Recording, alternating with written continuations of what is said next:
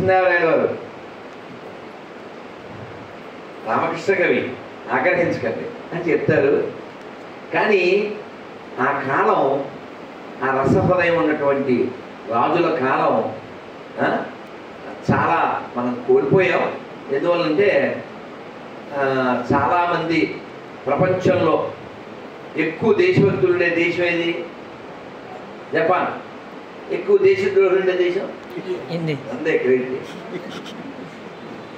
కదా. లేకపోతే ఇంత పెద్ద దేశాన్ని ఏదో 300 మంది 500 మంది వచ్చి ఆక్రమించగలరా? 300 సంవత్సరాలు పరిపాలించగలరా? కాబట్టి ఇప్పుడు చాలా నీడెడ్ ఏంటి అంటే దేశభక్తి. ఇది నా దేశం అని ఫీల్ అవ్వాలి. ఆ ఫీల్ మనకు లేదు కాబట్టి ఎవరికి పడితే వాడు ఏదో ఒక వాదాన్ని తీసుకొచ్చి దేశాన్ని మొక్కలు చేయడానికి, మనం విడగొట్టడానికి, చెడగొట్టడానికి చాలా ప్రయత్నం చేస్తారు. ఇందులో కాశీ ఎంతమంది లేరు? ఓ కాశీ విశ్వేశ్వర భగవానికి. రామేశ్వరం ఎంతమంది లేరు? కాశీ నుంచి ఏం పట్టుకెళ్ళాలి రామేశ్వరానికి? మరి రామేశ్వరం నుంచి ఏం పట్టుకెళ్ళాలి? ఆయన శివుడే, ఈయన శివుడే, రెండు జ్యోతిర్లింగాలే. ఈ ఇసుక అక్కడికి ఎందుకు, ఆ వాటర్ ఎక్కడికి ఎందుకు అంటే సౌరాష్ట్రే సోమనాథంచ, గుజరాత్లో ఉన్నాడు సౌరాష్ట్రంలో శివుడు. తర్వాత వెంటనే శ్రీశైలే ఏపీ, అదే వెంటనే పక్కపక్కన ఇంకా ఉన్నాయి కదా, మహారాష్ట్ర వెళ్ళొచ్చుగా. అంటే మనకేం చెప్తున్నారు ఈ జ్యోతిర్లింగాల యొక్క పట్టిక ద్వారా? మనకంటే ఈ భారతదేశం అవిభాజ్యము. అక్కడ ఉత్తరాన ఉన్నటువంటి ఆ శివుడైనా, దక్షిణాన ఉన్న ఈ శివుడైనా ఒకటే. అందుకని ఈ నీరు అక్కడికి వెళ్ళాలి, ఆ ఇసుక ఇక్కడికి రావాలి. ఒక ఆయన ఆ గంగ నీరు తీసుకుని కమండలంలో వస్తున్నాడు. వస్తుంటే ఎండాకాలం నడిచి రావాలిగా పూర్వం. అక్కడ ఒక గాడిద వెలువెల్లాడుతుంది దానిలో. ఈయన కమండలంలో ఉన్న నీళ్లు దానికి పోసేశాడు. ఆ పక్కన ఉన్నవాళ్ళు, ఏమయ్యా ఇన్ని 100 మైళ్ళు నడిచి నడిచి తెచ్చి గాడి కోసం తెచ్చిన నీళ్లు గాడి తోటలో పోస్తావా అన్నారు. అంటే ఆయన ఏమన్నారు? నాకు ఆ గాడిలోనే గాడు కనపడ్డాడు, అందుకే పోతాడు. నీలో దయ లేకపోతే, నీలో దయ కలగకపోతే అసలు నీ దగ్గర ఏమున్నా లేనట్టే. అందుకని మనం దయ చూపించాలి, కానీ అది అపాత్రదానంలాగా చూపించకూడదు. అయ్యో పాపం అని కృష్ణదేవరాయల వంశంలో వాళ్ళే అక్కడ వాళ్ళకి మసీదులు కట్టించి వాళ్ళని చేర్చుకుని, తర్వాత విజయనగర సామ్రాజ్యం ఏమైంది? 6 నెలలు తగలబడి. ఎవడైనా వాళ్ళని నమ్మి బాగుపడ్డా? యూరోప్ పరిస్థితి ఏంటో చూస్తారు ఇప్పుడు. యూకే నాటి ఓకే వాళ్ళు అంటారు అది మాకే, మొత్తం బ్లాక్ ట్యాక్సే తెలుసు మీకు. Paris Gaya, London is gone, ఇది టైటిల్. అలాంటి స్థితి రాకూడదు మనకి. అంటే మనం ఏం చేయాలి? దృఢంగా ఉండాలి, బలంగా ఉండాలి, మన వాక్కు విడిపించాలి. సెక్యులర్ కుక్కల నుంచి దేశాన్ని రక్షించాలి. ఎందుకంటే వాళ్ళ ఇంటి దోమలు. ఎందుకంటే వాడు కనపడతాడు, పాకిస్తాన్ వాడు కనపడతాడు, బంగ్లాదేశ్ వాడు కనపడతాడు, రోహింగ్యా తెలుస్తాడు, గొర్రెలు తెలుస్తాయి. వీడు తెలదో కొట్టెట్టుకుంటాడు, చేతికో ఖర్చు ఉంటుంది. మనోడేమో అనుకుంటాం. నిన్న చెప్తున్నారు రాజమండ్రిలో ఓ గుడి ముందు ఓ వీడియో వేస్తుంటే ఏంటి ఎడారి మతాలు ఎంత ప్రమాదమో ఎక్స్ప్లెయిన్ చేస్తూ వీడియో వేస్తుంటే మనలో ఉన్న నీచుడు ఈ సెక్యులర్ కుక్కలు అంటే నాకు ఇష్టం లేదు. ఏమో వాటి జంతువులు అనడమే పాపం అనిపిస్తుంది. వాడికి హక్కు ఉంటే మనం చేశారు. మమ్మల్ని ఎందుకు ఇన్సల్ట్ చేస్తున్నావు మనుషులతో పోతే. సో అది వాళ్ళ మీద గొడవపడి కేసు వేశారు. అంటే బానిస భావాలు ఎలా ఉన్నాయంటే, అందుకని మనలో దృఢత్వం లేకపోతే, మనలో హిందుత్వం లేకపోతే, మనకు ధర్మం అంటే ఏంటో తెలియకపోతే, ఆచరించకపోతే మనం చాలా కోల్పోయాం, ఇంకా కోల్పోతాం. మీరు విన్నది ఒక కథ చెప్పి నేను మైకు మా లాయర్ శ్రీకృష్ణ గారికి ఇస్తాను, మీరు కూడా మాట్లాడతారు, మేమందరం వింటాం. ఎందుకంటే కేవలం ఏకపక్షం కాకుండా మనలో మనం ఒక చర్చ చేసుకుందాం. ఒక రాజుగారు పేరు చక్రవేణ మహారాజు. ఈ రాజుగారు చాలా చాలా నీట్గా జీవించేవారు. ఎలా అంటే పొలం దున్నుకునేవాడు. ఏది రాజ్యం చేస్తూనే పొలం ఆక్రమించడం కాదండి, దేవుడి మాన్యాలు ఎత్తుకోవడం కాదండి. ఆయనకు ఒక పొలం ఉంది, ఆ పొలం దున్నుకుంటూ బతికేవాడు. ఈ ఆడవాళ్ళు పాప ఎప్పుడో పేరంటానికి వెళ్తారు కదా, పేరంటానికి వెళ్తే ఏమిటండి రాజుగారి భార్య అంటే గట్టిగా 4 నగలు కూడా లేవు అంటారుగా. ఎవరో ఒకళ్ళు ఆడవాళ్ళు డైలాగులు వేసేసారు. పాప ఆవిడికి బాధ కదండి, ఎవరు నాకు బంగారం కావాలి అందరు. మామూలుగా అడిగే రకం కాదు, కట్ అయింది. కళ్యాణ్ జ్యువెలర్స్, లలిత జ్యువెలర్స్కి వెళ్ళాలి. మరి ఈయన అలా వెళ్ళడం, కొనడానికి కూడా డబ్బులు లేవు. ఆయన ఒక మంత్రిని పిలిచి వెళ్ళి రావణాసురుని అడిగి ఇంత బంగారం తే అని చెప్పాడు. ఇవి వెళ్ళాడు మంత్రి. సార్ చక్రవేణ మహారాజు గారు మిమ్మల్ని ఇంత బంగారం ఇవ్వమన్నారు అన్నాడు. ఎవరు అడుగు అన్నాడు. చూశాడు. ఎవరితో అడిగితే ఇచ్చేస్తామండి, స్వర్ణలంకలు ఉంటే స్వర్ణం ఇచ్చేస్తామా వెళ్ళా అని పంపించాడు. సార్ రేపు మార్నింగ్ వస్తాను ఆలోచించుకోండి, లేకపోతే మీకే నష్టం అని చెప్పి మంత్రి వెళ్ళిపోయాడు. మార్నింగ్ ఆ పావురాలకి అదే నూకలా వేస్తూ మండోదరి ఆవిడతో మాట్లాడుతున్నాడు రావణాసుడు. ఎవరో చక్రవేణ మహారాజు అంట బంగారం అడిగాడు, ఎంత ఇవ్వాలి అన్నట్టుగా మాట్లాడు. అయ్యో అసలు ఆయన ఎవరిని అడగడే, అలాంటి వాడు మనిషిని పంపించారా, ఖచ్చితంగా బంగారంలో ఇవ్వండి బంగారం ఏ అన్నాడు. చూడండి ఆయన ఎంత గొప్పవాడు అని చెప్పి కొన్ని గింజలు వేసి అవి తింటుంటే రావణాసురుడి మీద ఆన తిరగండి అంది మండోది. అన్ని తినేస్తాం, ఎవరు పట్టించుకోవాలి, అన్ని పక్షులు తినేస్తాం. మళ్ళీ కొన్ని గింజలు వేసి చక్రవేణ మహారాజు మీద ఆన తిరగండి అందండి. అన్ని పక్షులు తక్కువ ఆపేసి ఒక్క చెవిటి తుంది, దానికి వెనకాల తినేసి తెచ్చిపోయింది. చూసారా? అంటే ఈయన అన్నట్టు తీసుకున్నాడు. సభకు వెళ్ళాడు. సభకు వెళ్తే మళ్ళీ ఏం ఆలోచించావు అన్నాడు మంత్రి. ఏంటి ఆలోచించాడు అన్నాడు. ఇవ్వడం ఎవరా, సరే చెక్ చేసుకోండి, సీసీ కెమెరాలు ఉన్నాయిగా చూసుకోండి అన్నాడు. అని ఇసుక తెచ్చి ఇదిగో ఇది నీ కోటకి దక్షిణ ప్రాకారం అవునా కదా అని ఇసుకతో అక్కడ మన సైకత్వ శిల్పాలు కడుతుంటారు కదా, అలా కట్టేశాడు. కట్టేసి చక్రవేణ మహారాజు మీద ఆన అందరిని ఇలా కూల్చేశాడు. వెళ్ళి పంపించు, నీ బొట్టును పంపించు, ఉందా గోడ అడిగాడు. ఇక్కడ ఏం కూల్చాడు ఈయన? ఇసుకతో కట్టిన గోడను కూల్చాడు. అక్కడేమైంది? వద్దంత కూలిపోయింది.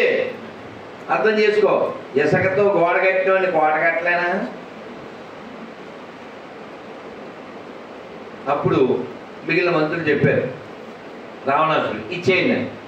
ఇచ్చేశాడు. పట్టుకెళ్ళారు. పట్టుకెళ్ళి ఆవిడ మనసు మారిపోయింది. అయ్యో ఎందుకండి మనకి బంగారం ఇవ్వదు.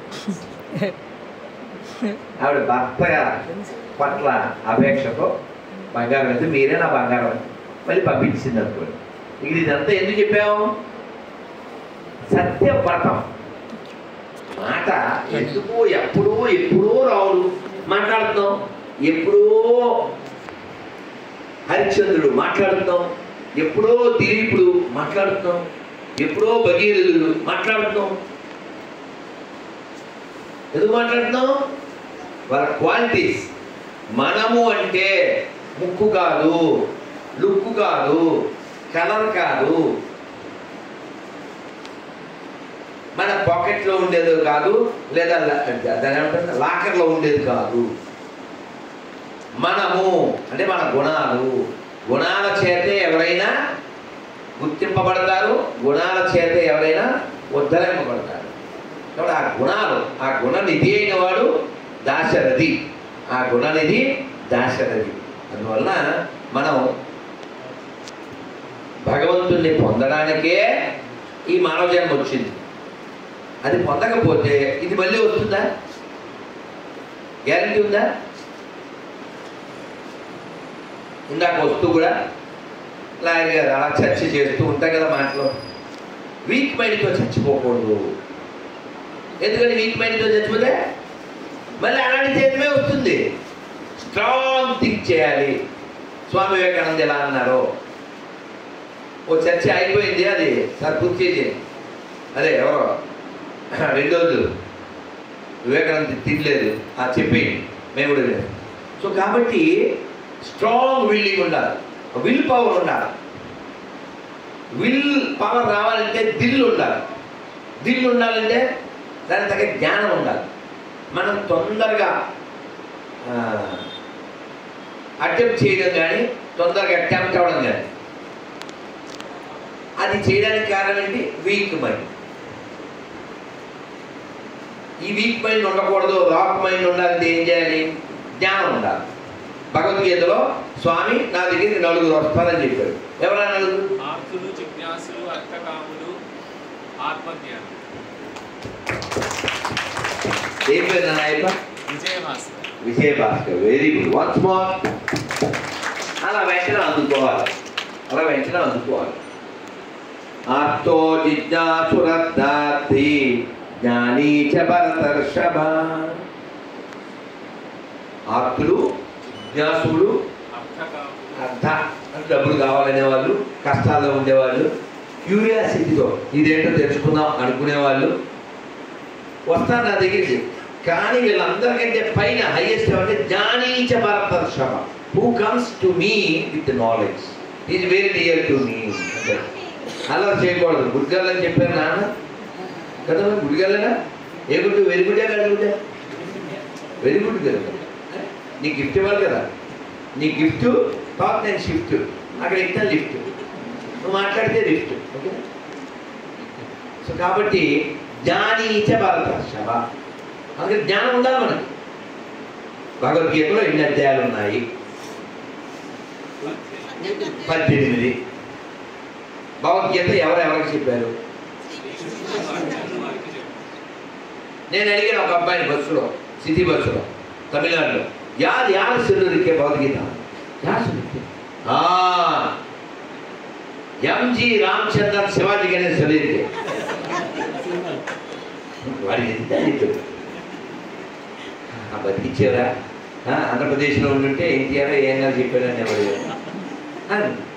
కాబట్టి మన జ్ఞానం చాలా ఉత్కృష్టంగా ఉండాలి. అలాంటి గొప్ప జ్ఞానాన్ని మనని ఉద్ధరించడానికి ఇచ్చినటువంటి వారు వ్యాస వాల్మీకాలు.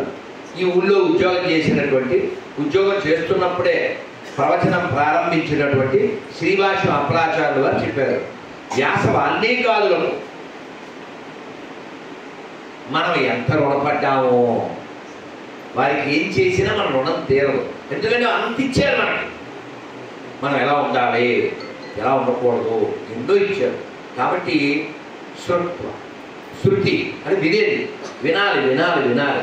ఆయన భూమి మీద ఎవడైనా తిని బాగుపడ్డాడా, విని బాగుపడ్డాడా? తిని ఎవడు బాగుపడతాడండి? రెస్టారెంట్ బాగుపడాలి, హాస్పిటల్ బాగుపడాలి కదా.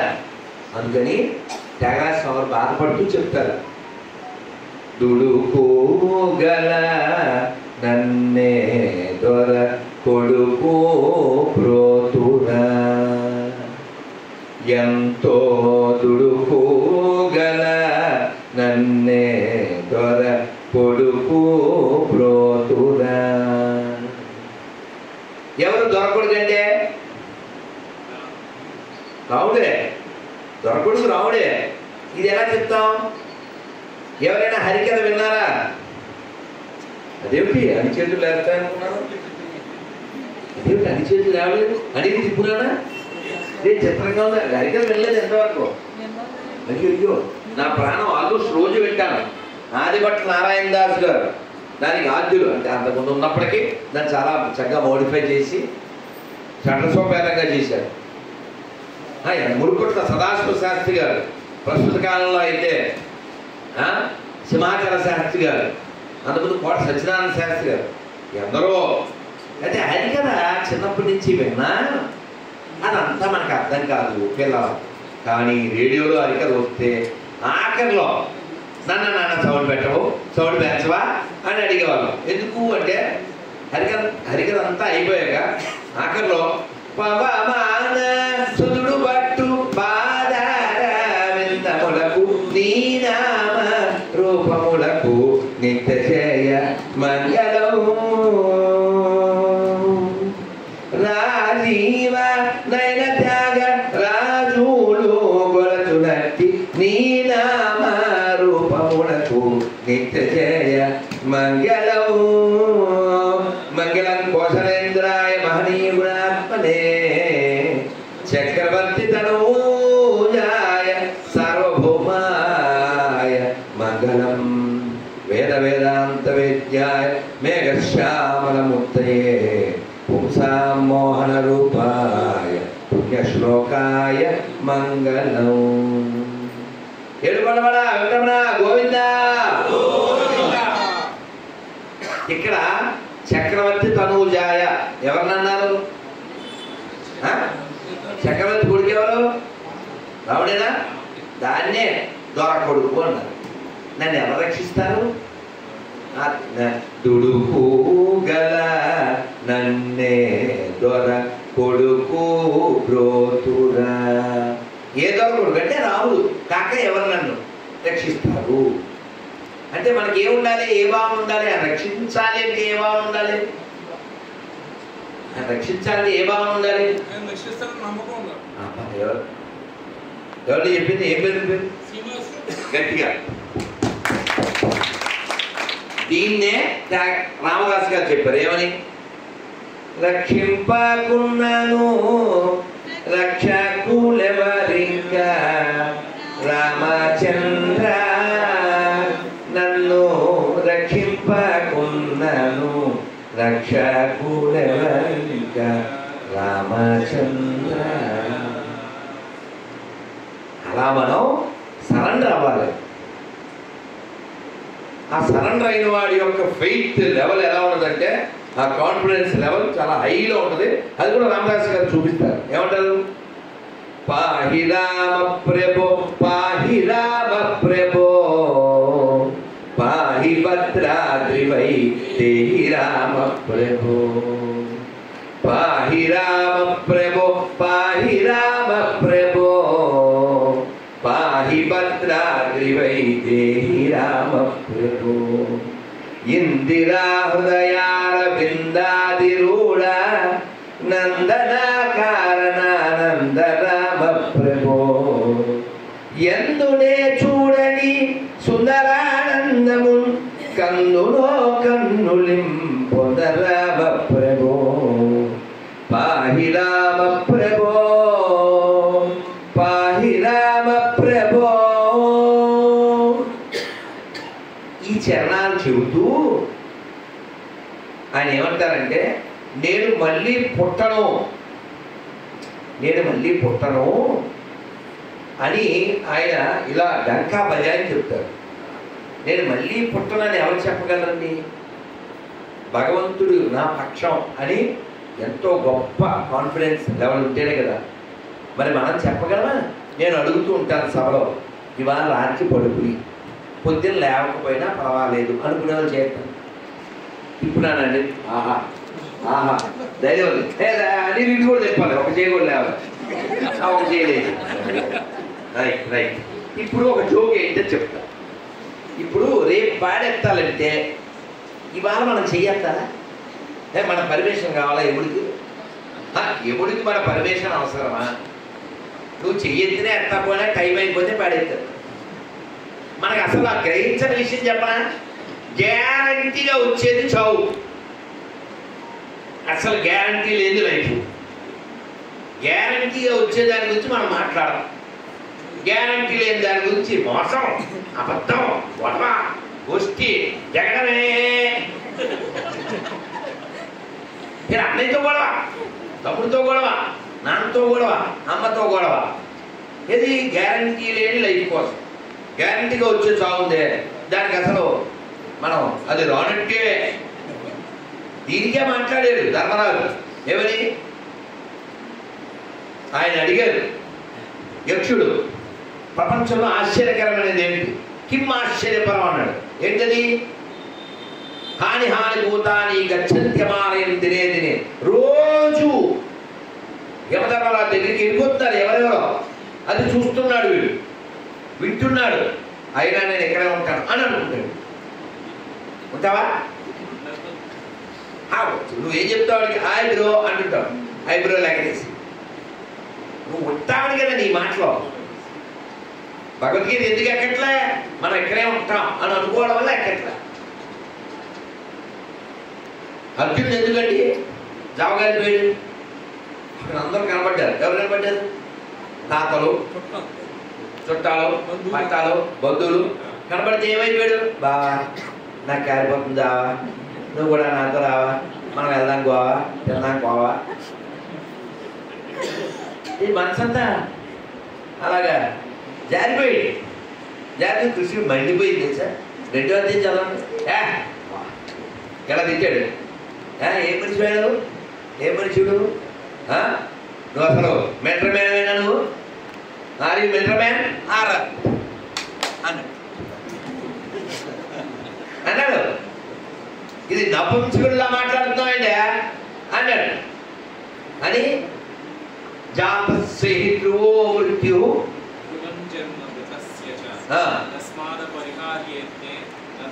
సోచుకు మనం అంటే పుట్టినవాడికి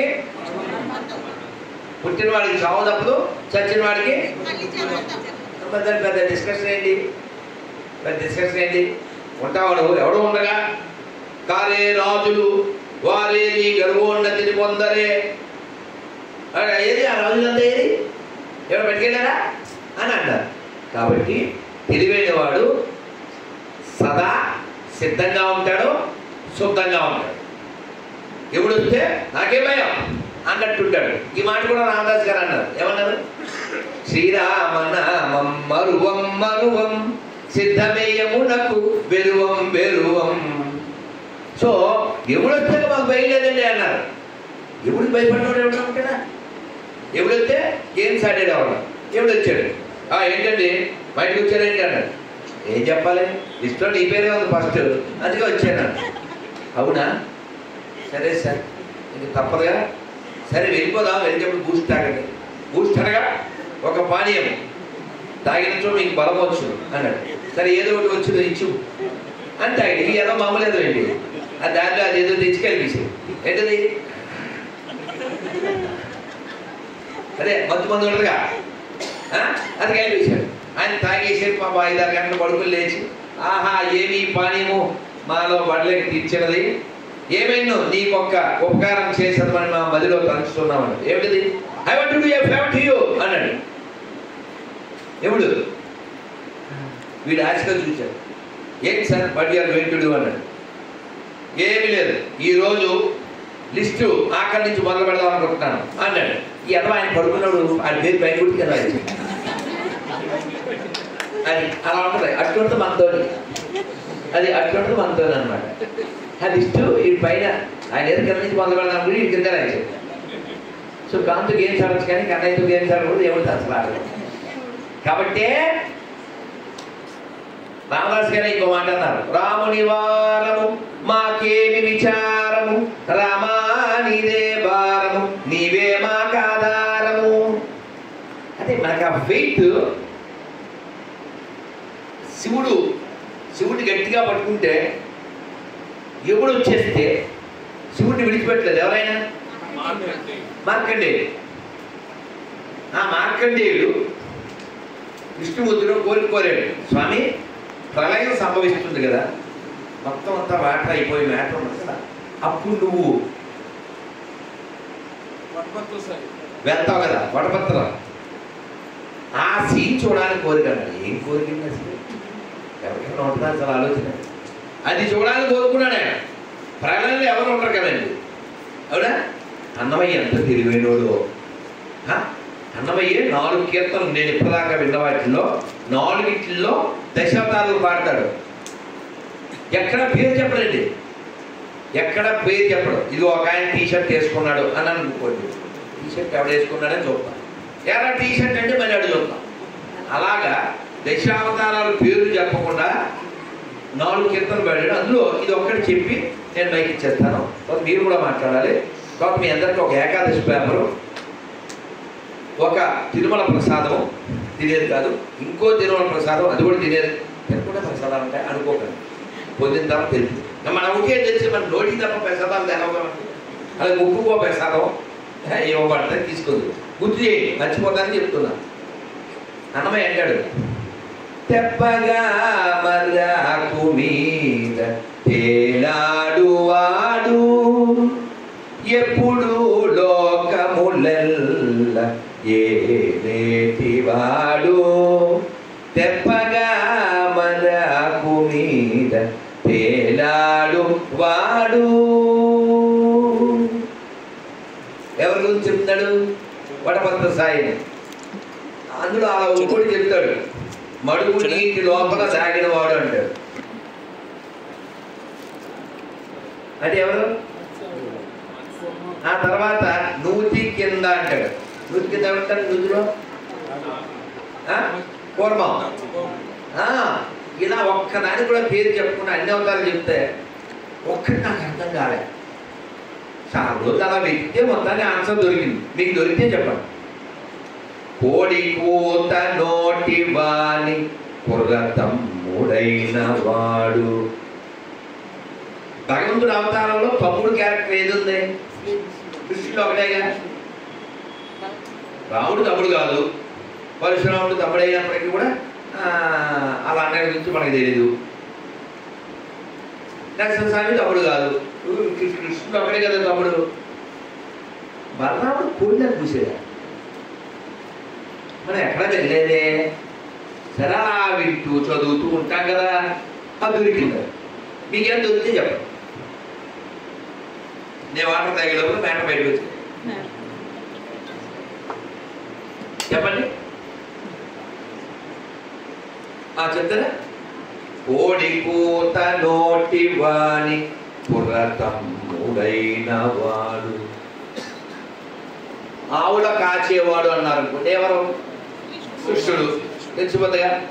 దశకంఠుడిని సంహరించిన వాడు, అది తెలిసిపోయిందిగా. క్షత్రియ సంహారం చేసిన వాడు, అది తెలిసిపోయిందిగా. అన్నమే చాలా అందంగా అలా అలా నేగ్గా అంటారు కదా, అల్ల పదాలు ఎత్తారు. చాలా నెలలు సంవత్సరాలు అర్థం కాలేదు. ఎవరికైనా తెలిసిందండి? చెప్తా చూడండి. కోడి కూత నోటి వాడి కుర్ర తమ్ముడైన వాడంటే కోడిలా ఎవరు కూశారు? ఇంద్రుడు కూశాడు, అవునా? ఇంద్రుడు కూశాడు. ఇంద్రుడికి తమ్ముడిగా పుట్టింది ఎవరు? వామనుడు. ఈ వామనుడికి ఇంకో పేరేంటి? అది కన్నడలో ఒక హీరో ఉన్నాడు, సినిమా పేరు. ఇలా చెప్తానా పట్టుకుంటారు. ఉపేంద్రుడు. కోడి కూత నోటి వాణి కుర్ర తమ్ముడైన వాడు అని చెప్పబడుతున్నది. అలాగా మన సాహిత్యం చాలా గొప్పది, మన సంస్కృతి చాలా గొప్పది. మన గ్రంథాలు, మన వేదాలు, ఉపనిషత్తులు, దర్శనాలు, స్మృతులు, పురాణాలు, ఇతిహాసాలు ఇవన్నీ కూడా లోపలికి తిరుగు అని చెప్తూనే ఉంటాయి. కానీ మనం బయటే తిరుగుతూ ఉంటాం. లేకపోతే 60, 70, 80, 90 వచ్చాక మనం అసలు రంగు వేయడం అనే కాన్సెప్ట్ ఎవరికి వస్తుందండి? రంగు వేయాలని ఆలోచన ఎవరికి వస్తుందంటే ఎప్పుడు వచ్చాడు? ఏంటి సార్ చెప్పబెట్టుకొని వచ్చారు అన్నాడు. లేదు, నేను మెసేజ్ పెట్టాను. ఎక్కడ? 1 minute సార్. 9:47 ఎక్కడ మెసేజ్ ఎక్కడ అన్నాడు. వాట్సాప్, ఫేస్బుక్, యూట్యూబ్ అని ఏడిశారు. నేను మెసేజ్ పెట్టి సెల్లో పెట్టాను. అర్థం కాలేదు సార్ అంటే బ్రహ్మానందాలు అంటే ఆయన చెప్పారు, మామూలుగా నువ్వు పుట్టినప్పుడు దాదాపు 40 ఏళ్ళు వచ్చేదాకా నీ జుట్టు ఏ కలర్లో ఉండేదని. నార్మల్లీ బ్లాక్, తర్వాత ఏమైంది వైట్. నువ్వేం చేసావు? నలుపు తెలిపోతుందంటే మలిపోతుందనే కదా, నలుపు తెలిపోతుందని పిడిపోతుందనే కదా. ఆలోచించండి, అది వెనకాల వాళ్ళకి అర్థమైంది. మా నీదేమో చెప్పడం నలుపు తెలిపోయిందంటే అర్థం మలిపోతుందని, ఏదో గెలిపోతుందని కాదు, పిడిపోతుందని. మలుపు పిలుపు, నాట్ గెలుపు, అవునా? కానీ వీడు అమ్మో మలిపోతుంది పిలిపోతుంది అని చెప్పి ఏం చేయాలి? గాడ్కి దగ్గర అవ్వాలి. కానీ వీడు బ్యాడ్ పిల్లలు గాడ్కి దగ్గర, గాడ్ రేజ్కి దగ్గర అవుతుంది. గాడ్ రేజ్ ఉండగా ఎదురుడే పండగ. నవ్వులు తీరా, ఈ నవ్వులు నేను చూడాల్సిందా? సో గాడ్ రేజ్ ఉండగా దస్కడమాక 10 రూపాయలు చదువు 100 వెయ్యక్కలు లేదా కర్రతో చూసి ఆశ్చర్యపోయారు. ముసలుడే కానీ మనవరాలు పెళ్లికి వెళ్తూ వాడు ఎత్తకూడదు దొంగేస్తాడు. వాడు పెళ్ళికొడుగా పెళ్ళికొడుకు ఫ్రెండా? వాడికి రవ్వేది. వాడు ఎవరికి అందంగా కనపడాలి? మరి అర్థంలో అందంగానే అసలేం బాగోలేనా? ఇది బాగుంటేది బాగుంటుంది పోయేవాడు. సో పాడికి ఓడిపోవడం ఎందుకండి? తర్వాత ఎలా గులాం జరుగుతుంది. సో ఈ ఫస్ట్ వార్నింగ్ నలుపు తెలుపు చేయడం. సర్దుకోరా bag, don't behave like a dog, నువ్వు చెయ్యబోకు జాగు అని కదా. సరే, మొట్టమొదటి వార్నింగ్ నువ్వు రంగుతో పక్కన పెట్టావు. రెండో వార్నింగ్ ఏంటి? పళ్ళు రాగబెట్టా. పళ్ళు రాగబెడితే ఏం చేయాలి? వెంటనే మనోడు వెంటూ పాతాడు అంటారు. పల్లెకి ఇచ్చాడు, చెప్పినా వెళ్ళా. 2 వార్నింగ్లు నీకేం అర్థం చేసుకోలేకపోయావు. 3వ వార్నింగ్, ఈ చర్మం ముడతలు పడి వీడు మడతక్కో ఈ ముడతలు వీడేం చేస్తాడు? వీడు ఎక్కడికో వెళ్ళిపోయి ఏం చేశాడు? దీన్ని టైప్ చేయించుకుని ఇక్కడికి వచ్చి కాకినాడలో సాంగ్. ఏ సాంగ్? ఇది నేనే, ఇది నేనే, ఇది గానే, ఇది గానే. నువ్వు ఎన్ని రంగులు వేసినా, ఎన్ని హంగులు చేసినా చివరికి ఇది బొమ్మల మీద పడుకోబెట్టి తీసుకుపోతా. బొమ్మ అంటే తిట్టు కాదండి, బ్యాంబో స్టిక్. అది వెదురు. ఈ థింకింగ్ ఇదే ముదురు కదా. కాబట్టి మనం వెదర్లో కలిసిపోతామని వెదురు చెప్పుద్ది. అయినా నేను ముదురు అనుకుంటూ కుదురు లేకుండా వీడు బెదురు లేకుండా తిరుగుతూ ఉంటాడు. వెదర్ను గుర్తు చేసేది వెదురు. మన ఊరికే తిట్టు కాదండి, బొమ్మ అనేది తిట్టు కాదండి. బొమ్మ అంటే బ్యాంబూ స్టిక్. బ్యాంబూ స్టిక్కే ఎందుకు పెట్టారు? ఇంకేం కావాలన్నా వాడచ్చుగా. కృష్ణుడు ఏం వాడాడండి? దేని నుంచి? వెదురు నుంచే. రాముడి ధనుస్సు వెదురే. ఒక వెదురుని చక్కగా ఉంచితే ధనుస్సు అయింది. ఇంకో వెదురుని ఎక్కడ రంధ్రం చేయాలో చేస్తే అది వేరు అయింది. ఒక రామావతారంలోనూ వెదురు ఉపయోగపడింది వాడిని వేసేయడానికి, ఇక్కడ వెదురు ఉపయోగపడింది ఎందరిలో సమ్మోహనం చేయడానికి. అందుకే రామావతారాన్ని పూర్ణావతారం అంటారు, కృష్ణావతారాన్ని పరిపూర్ణతమ అవతారం